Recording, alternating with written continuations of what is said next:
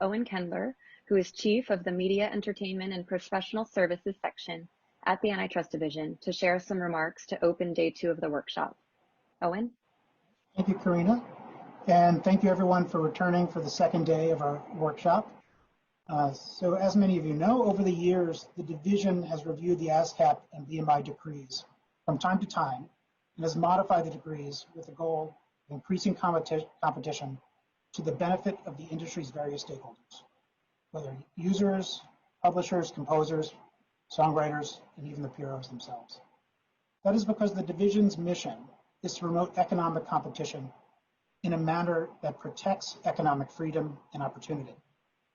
We are undertaking our current decree review process with that mission in mind. As part of our review, we want to hear from the music industry whether decrees continue to serve an important competitive purpose today, or whether certain decree modifications would enhance competition or the market's overall efficiency. This workshop is another step in the division's current review of the decrees.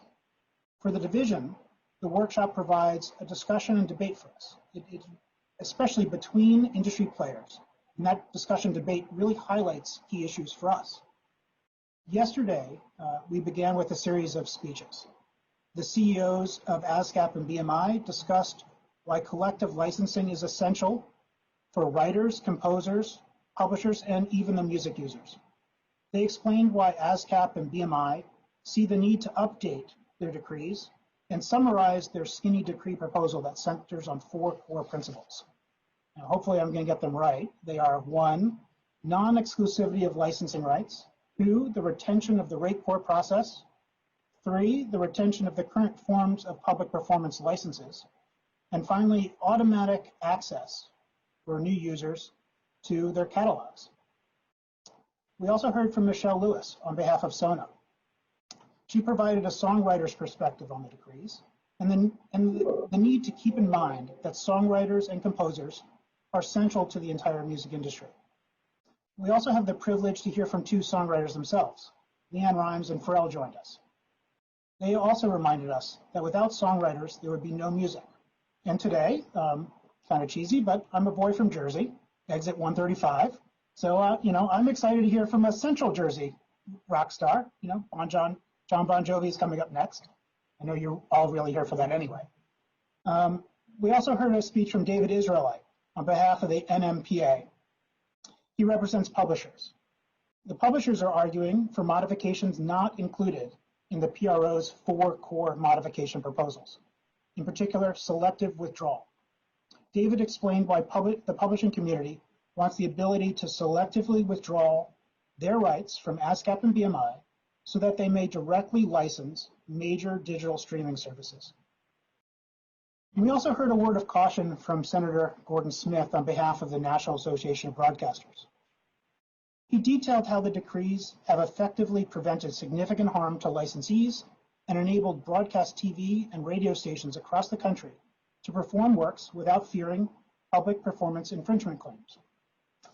Given the history of the decrees, Senator Smith warned that changes to the decree's language could have unintended consequences. Thereafter, we listened to 2 moderated panels. First, we heard a lively debate regarding alternative licenses, and once again, about the proposal from music publishers to permit them to selectively withdraw from ASCAP and BMI in certain limited circumstances. Our second panel discussed and debated whether the decrees adequately protect the rights of writers, composers, and publishers, as well as competition among the societies to obtain and retain members. The second panel also discussed whether ASCAP and BMI should provide rights holders greater transparency regarding the rights remaining in a catalog after the member has elected to change PROs. During the panels, ASCAP and BMI also described the database that they are building to provide greater transparency for users regarding the rights in their catalogs when they actually want to use the music and perform it. Today we will hear from the final 2 panels. First, we will discuss the provisions of the decrees that affect music users. These include provisions that affect large businesses like the streaming services, but also small businesses such as bars and restaurants. The panel will discuss the rate court process and whether that process is effective and efficient today or needs modification. The final panel is comprised of two eminent economists, Dr. Kevin Murphy and Dr. Adam Jaffe.